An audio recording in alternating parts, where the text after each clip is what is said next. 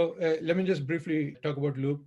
So Luke has been very instrumental in research in healthcare delivery and patient engagement. Currently, he's at Salesforce, driving the same ideas, but he's worked in many different organizations in the past, and he's an advisor to many companies working in this area as well. Luke is going to talk about how we should look at patient engagement uh, in the area of healthcare going forward. He'll touch upon what the shortcomings are today, and then he'll spend most of the time talking about how to improve behavior, how to improve patient engagement through behavior. Right. So, Luke, you can take it from here. Okay, great. Well, thank you very much. I should be sharing my screen. Just let me know if you cannot see it. But as Tula mentioned, what I'm going to focus on today is looking at digital transformation in the new normal, and really what that means for patient engagement in healthcare.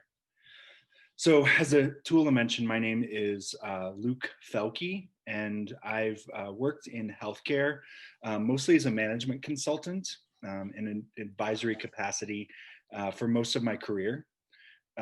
My major focus in management consulting was around strategy, but also I got the opportunity to really roll up my sleeves and be involved in some very large implementations across the U.S. Today, I actually have kind of pivoted my career a little bit, and for the past 3 years, I've been focusing on patient engagement and really, what that means for what that means for healthcare today. So I'm going to start mostly by talking about how patient engagement and many of the complications that have been being worked out for a very long time have been impacted by the new normal and all the events of 2020. I'm really going to focus on, sort of defining what it is. Also talk about how it's been impacted, but then push forward a hypothesis around how some of our traditional mechanisms and tools may be antiquated concepts that we need to beef up with, other disciplines, like even perhaps behavioral economics, to explain value and engagement. So I'm going to frame the conversation around a concept in healthcare called the digital front door, which is really the idea that at each opportunity that we have to engage patients, like in a doctor's visit or a phone call, those are actually opportunities for us to increase the experience, add value, and the outcome will actually be increased revenue, better outcomes, as well as increased efficiency for the organizations. So as a quick roadmap, I'm going to start by introducing the digital front door in healthcare. I'm going to talk about how that's been reprioritized through the new normal.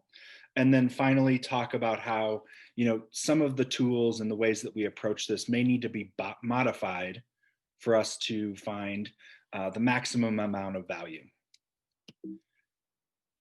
All right, starting off with engagement. My goal here is to bring you all along into the concept known as the digital front door. So to define the digital front door, as I mentioned, this is a concept. It's very complex, but also very elegant.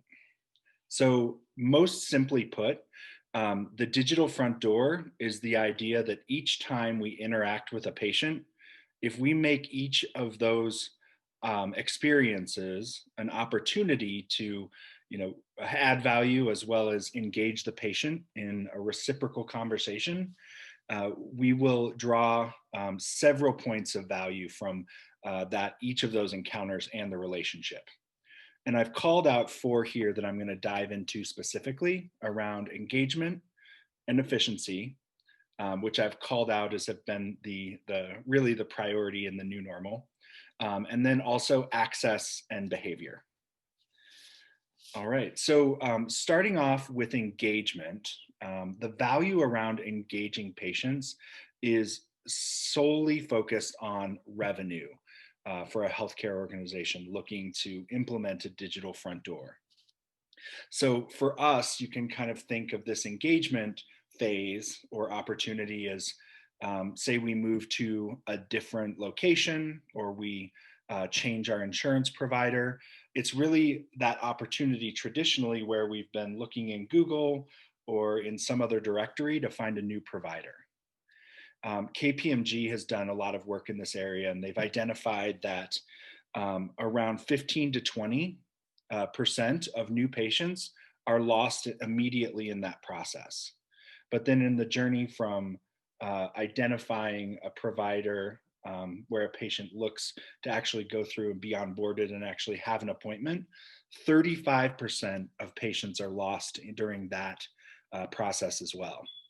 So there's huge revenue potential here for organizations just being able to complete this initial onboarding. The second one, efficiency, which kind of rounds out, the value props we've seen through the new normal, is really about increased revenue through being efficient, updating or increasing outcomes, and mostly by freeing up clinician time. So if you can think about the onboarding process and then asking all those same questions again during a clinical visit, there's a lot of waste, but much more opportunity to kind of streamline what we know about the patient. So what I'd like to highlight though is that, it's that use of clinician time and redundant activities that is costing healthcare systems $248 billion a year in terms of administrative burden. All right. So these next two value areas are a little bit more aspirational. One is around access, and you can think of access as my actual access to the healthcare network. So this could be my access to a primary care physician or a specialist outside the hospital, or even my integrated care and all the complex things that come together in the hospital. From a digital front door perspective, understanding the patient's preferences and successes and how to engage them can really facilitate access and streamline care. And then the behavioral component, if you think on average how much time you spend with a physician, so let's say it's 2 hours, that's 8,758 hours a year that you're not with a physician or a clinician in their direct care. So from a behavioral perspective, this can really make or break all of the protocols or care plans that a hospital pushes out there. And it falls apart in a few ways. It can be our understanding of what the care goals are. It can also be, changing in our concept of, how we align to or be strict to those care plans. So there's a lot of opportunity to through engagement and relationships and reciprocity to make patients more accountable in their care goals and success. All right, so that is the digital front door value prop in a nutshell. But I wanted to highlight a little bit around how that would look like in terms of that patient journey. So when I spoke about all the little touch points that you have along the way that are opportunities, think of those as these orange circles that are cast along the meandering path that a patient can take. Along this, I've broken it up into kind of 3 phases that'll help the discussion. Talking about that acquisition piece, which includes those values of engagement and efficiency. This is really, the act of becoming a patient. In the second phase, it's that improve access to care and that access value prop. This is really about efficiently and more smartly engaging patients through the critical point of care. And then finally, the ongoing engagement, which is when, the time spent where the patient is not in direct care of clinicians. And, the real value here is having behavior that supports care plans and care protocols. Right. So that kind of summarizes the digital front door and the goals and different complexities in the process of engaging patients. So I wanted to shift a little bit more to a discussion of what all that means, kind of looking back, excuse me, at 2020, and even going as far to say, what will the new normal be? So when we look at this journey, the concept is that we have all these little opportunities, and at first sight, like, more opportunities the better. This seems like we have a great basis and channel to create an awesome relationship and to get that really great behavior that we need. But it's actually really challenging. And I wanted to kind of illustrate the challenges by projecting this sort of in a different way. Here you can kind of see that it's really, a coordination challenge. It's about getting people, places, data, and insights all at the right spot where you need them so that they're value add, and not distracting. So here you can see, the healthy patient managing their own care, staying fit, interfacing with their outpatient doctors, then moving toward more specialty ancillary care or even hospital care, and moving to a post-acute session or a post-acute scenario in which they are having maybe long-term care or specialty care in order to maintain their disease state and health. And then finally, hopefully, they are back out in their home or in some sort of outpatient setting, really being managed to health. So this all seems kind of easy and streamlined, pretty logical. But if you look at it with sort of the digital front door perspective and the phases we talked about earlier, you start to see that there are a lot of silos that show up. So I have 3 here in which you have that more of an outpatient setting, more of an intricate access to care phase, and then also sort of the ongoing engagement phase. Traditionally, these buckets all have very different systems that they track data in. So below you can see some of the systems that I called out that are core to these different areas. And they really create silos. I show here, this is opportunity for us to lose data and money. But, none of that is actually really lost. It's just sort of kind of lost opportunity. So the real digital front door will, in the very, very first area, be able to draw from insights and data that could be populated or obtained from other specialties. And similarly for the other phases, delivering the right time to that person, or the right data and insights to that person that needs it, is really how we'll crack the engagement challenge or engagement nut. Okay. So what does that mean for how the digital front door has been prioritized or seen in 2020? Ultimately, it has been an acquire and retain, engagement, and efficiency discussion. So I say that for a few reasons, but the first one is that essentially it's estimated that $329 billion were lost due to procedures that were canceled by COVID, or the inability to oscillate very quickly from in-person protocols to virtual care protocols. So this has been a focus of most provider organizations. And we see this focus this year being implemented in terms of, very basic services bundled in one area in order to make that onboarding and retention process a lot more streamlined and effective. And I called out some of the services, and they're pretty traditional to what we've seen on Patient Portal. It includes scheduling, ability to refill medications, ability to message my care team, as well as access some of my lab results and some of my chart. What we did win, though, this year is that it wasn't just this one isolated story that became efficient.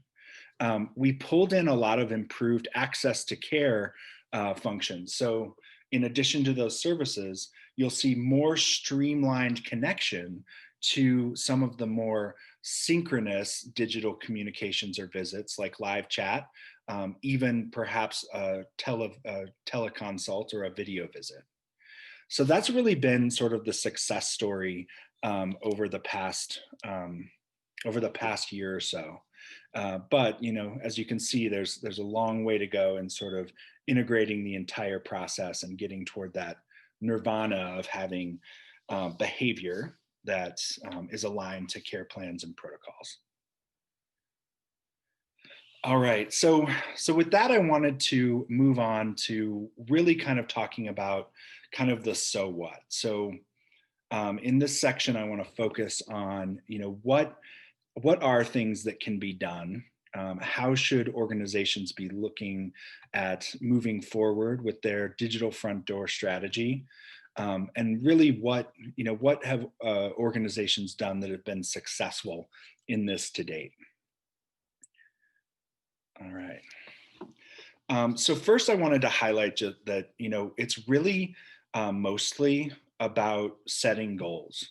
So I feel that most organizations, healthcare provider organizations, are going to be successful in a digital front door strategy that increases revenue, increases outcome, and increases efficiency when they really take a step back and look at the goals of the organization, the assets of the organization, and where they need to fill gaps through requirements.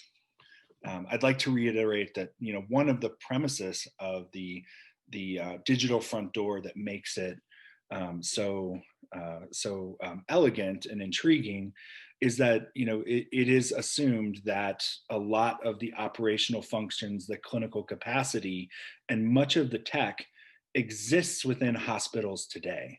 It just needs to be brought together in a cohesive plan that is truly patient facing.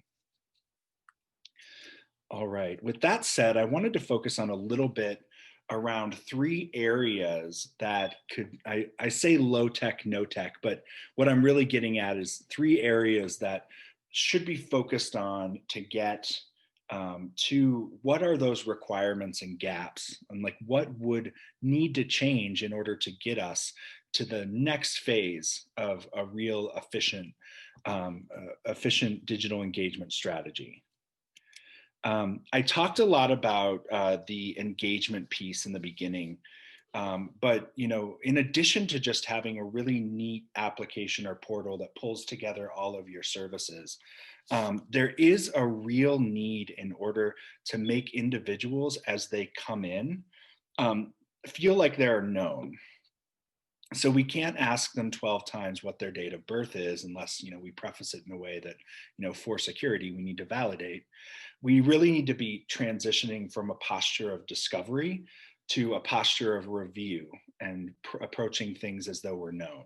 Because what this behaviorally does to the patient is it puts them in a mindset that they're being respected, they're actually a valuable asset, and there's a sense of reciprocity within the relationship. As we move forward, let's talk a little bit about the point of care within the hospital. So, it has been sort of well operationalized.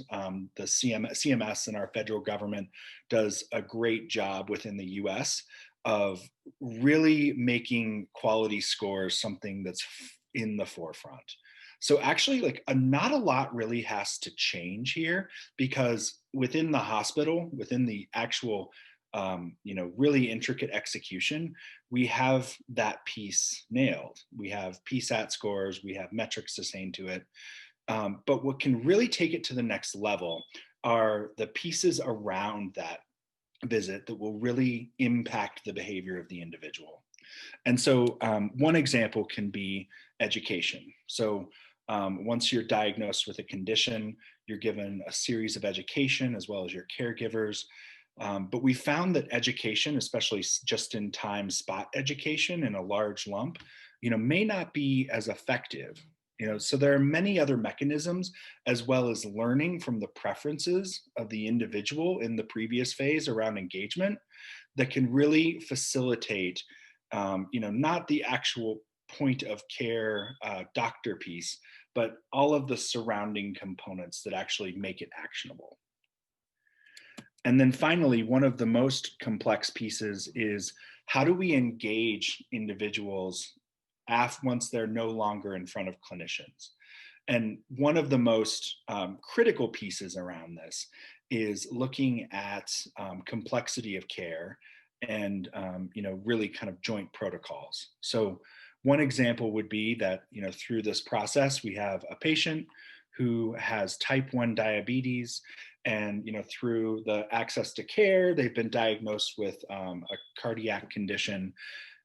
Really, from a clinical perspective, being able to reconcile the activities that need to happen and those that are contraindicated or redundant is in and of itself a process. But imagine bringing that to the patient. So I mentioned, that education may not be the best approach. Um, and I do think that while it has its place and it can be referenced, we need to be switching more to behavioral components. And from behavioral economics, there are things at this point through the personalized journey, through the development of commitment devices, loyalty programs, social accountability, or even more habit forming mechanisms, or sort of a longer term education curriculum that could really impact how individuals are performing and adhering to their care goals. All right. So I did want to take a minute to kind of celebrate organizations that I think have been very, very successful in this.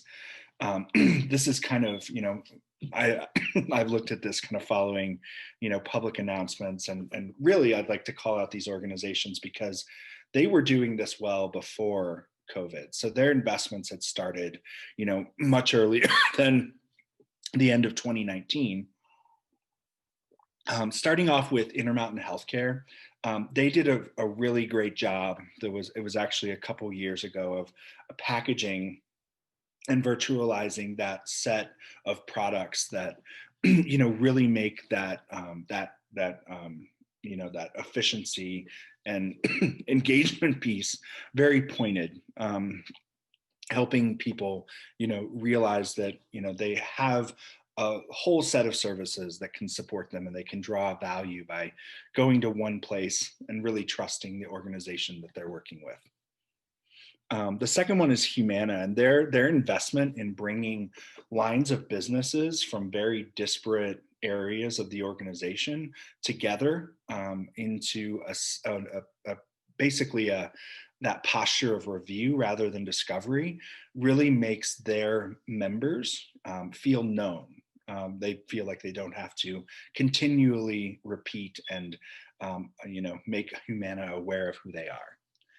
And then finally, I've been a longtime fan of City of Hope, which is a specialty oncology facility in the LA area. And what they really get is that, their goals are really more about engagement around a person rather than a patient. So they've been able to actually engage individuals across different phases in their life, whether or not they be a patient or a caregiver, or they be a donor or a clinical trial participant.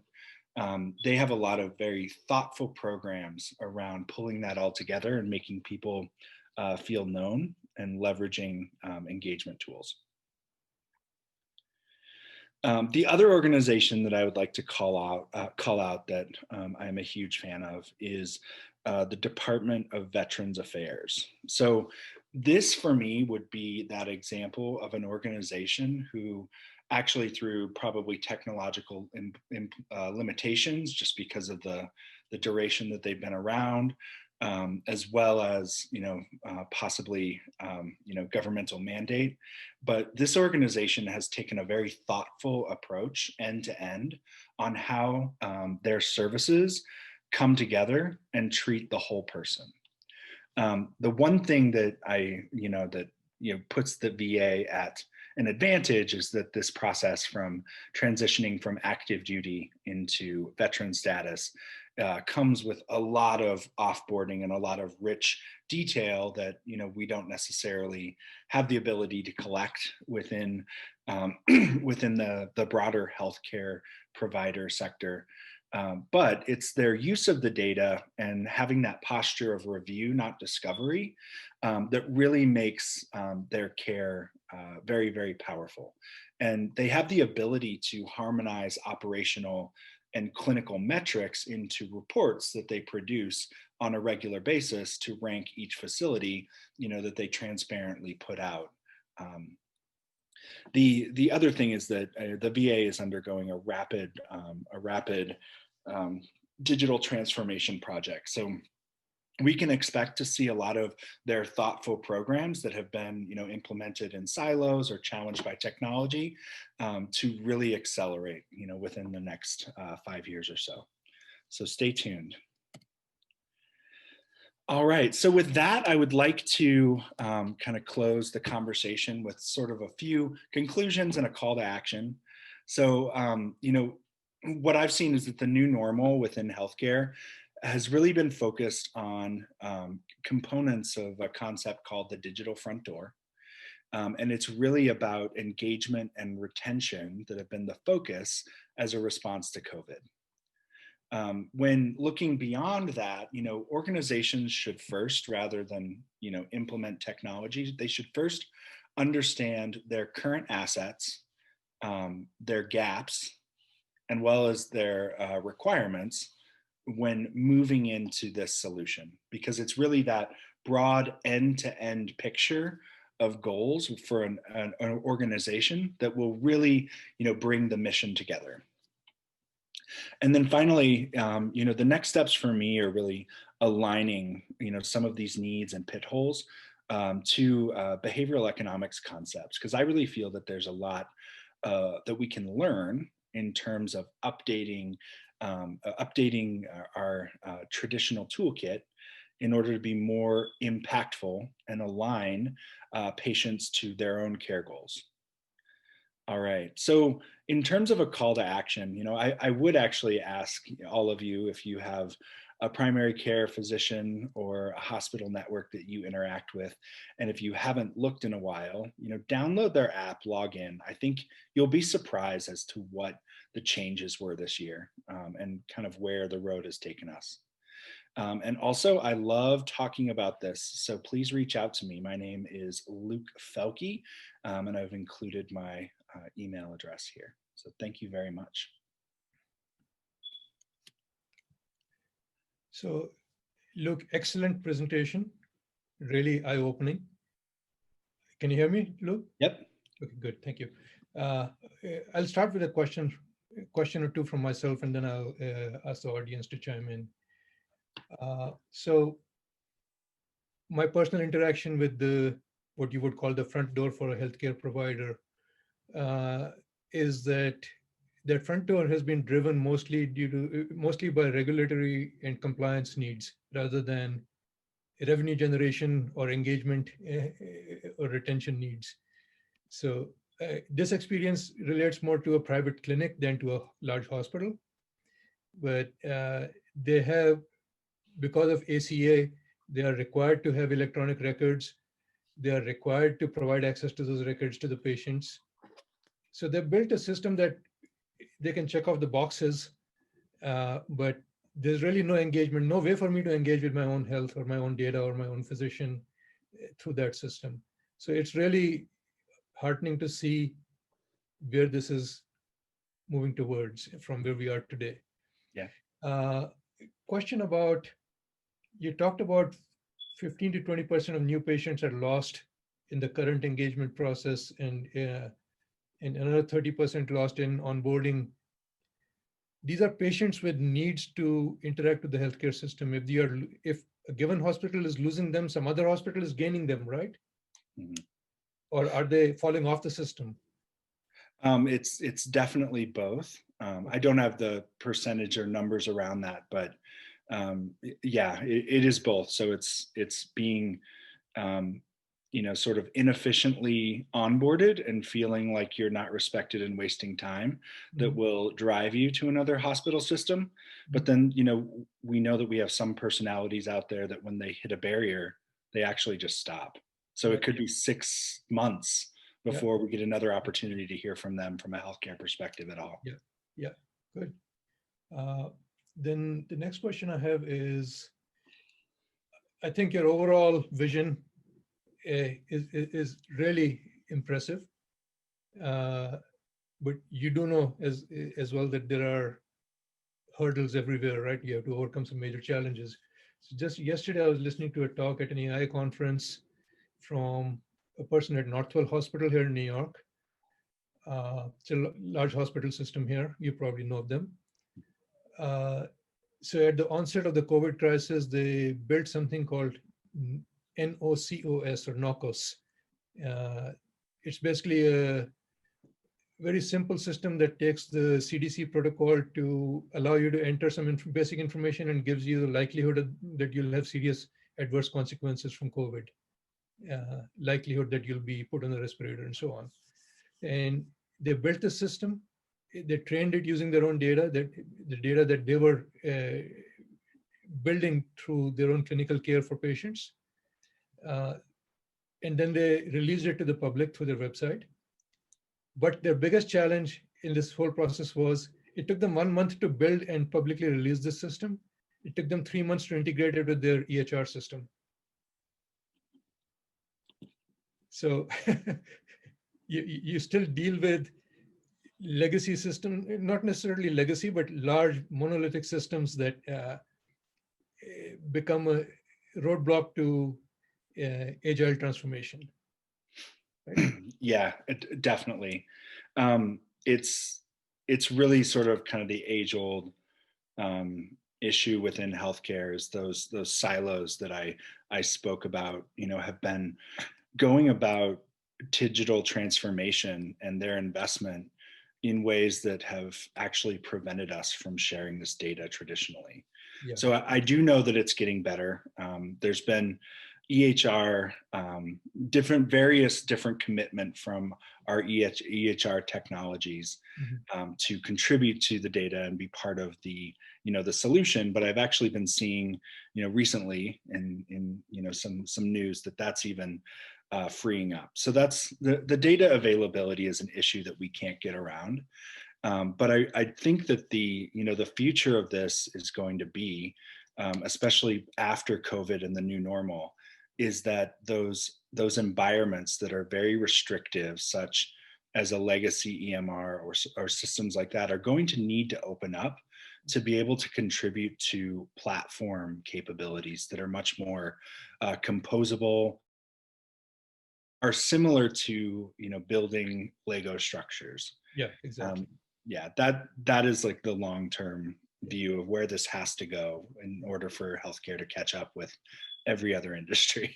So a big challenge there is the most important components of those Lego blocks are owned by the large players in the industry. For startups, it's very hard to build something that really puts those Lego blocks together and transform using innovative ideas the current processes. Uh, are you seeing willingness on part of these large providers, large systems providers to uh, work on a level playing field or at least be more open than they have been in the past? I'm seeing more willingness, and I'm actually seeing it as being reactive to the way that mandate is going. Right. So that as you've kind of seen recent mandates that have opened up our data ecosystem, when there's a big announcement, whether it be payer data interoperability or access to patient data, there's a slew of startups that instantly flood that area. Right. And it really is a matter of time, as mandate requires openness. We're going to get to that point where these big organizations have no other options to create or to stay relevant than Yeah. create development tools for their platforms to Yeah. help Yeah. startups. Yeah. Good. And The next question I have for you is, given your experience with the VA, any thoughts? I mean, you don't have to answer this question, but I'm curious. Any thoughts on VA's decision to move away from an open source EHR system, which was kind of a very well-liked EHR system, to my knowledge? Yeah, and this discussion is all public, all the stuff that I'll say, but it really became a point where even though it was open source, it was essentially siloed, and the cost to maintain that manifestation of a open source ERM outweighed some of the value that was seen. So this comes to the point of having platforms that and technologies that can span many different areas or portions of care are ultimately going to be more valuable and required in the future. Okay. Any other questions that I may not have covered from the audience? Feel free to ask. We'll wait a few seconds, otherwise we'll take a break here. Yeah, you are able to see the questions, right? Yes. So you want to take this next one? Yeah, and the question is, do you think patients are able to track their health records and appointments? Do hospitals care if this is done? Having we found, and I'm a sort of a customer relationship, patient engagement professional now, that in providing these tools for individuals to interact even virtually is meeting a majority of expectations, and it instantly engages patients in their experience. So they're more likely to show up to their appointment, but also be more educated around their conditions. I don't know if hospitals themselves care, but they should. And I know that there are some employees in the hospital that do. And the scheduling piece is actually a huge opportunity for hospitals that they're focusing on to streamline how they distribute their resources and best use them as well. Yeah, yeah. So I'll just tell you one related fact. In India, where I'm originally from, all large hospitals in major cities in India, they have chatbots and voice assistants to help with onboarding and appointment setting. I've started seeing them emerge in the US, but in very few hospitals. So, yeah. If you've got some way to go to increase the options for people or patients to engage through any medium of their choice. Yeah, absolutely. We did see a lot of chatbots that were like a tiny little scope around symptom checking for COVID. Yeah, I've seen I those. think, that was sort of a trend this year. Right. Yeah. Okay. Any thoughts on how the hospital systems across the country, or maybe all over the world, recover from all the revenue losses from this year? Yeah, no, that is a huge discussion. I would highlight that a lot of them have been, focusing on getting patients back in, and really around this piece of not only engagement but also rescheduling all the procedures that were lost beforehand. Right. So we've seen a lot of efficiency and investment around the OR suite and other outpatient procedures as well. Good. All right. No more questions. I don't see. One just came up. All right. So the question is, Dear Luke, thank you for the presentation. Since I work for the United Nations, my question is more at a macro level. Do you think that healthcare and nature care should converge now? And so I'll give you this context. This person who's asking this question has been working in climate change at the UN for many years. Yeah. So nature care has that context to it. So when I started my career in healthcare, I was actually at Accenture, and I really liked the idea of having an international career. But what I was kind of hearing from all of my managing directors is that healthcare is not international. Until one day I heard from somebody where they said, healthcare is not international yet.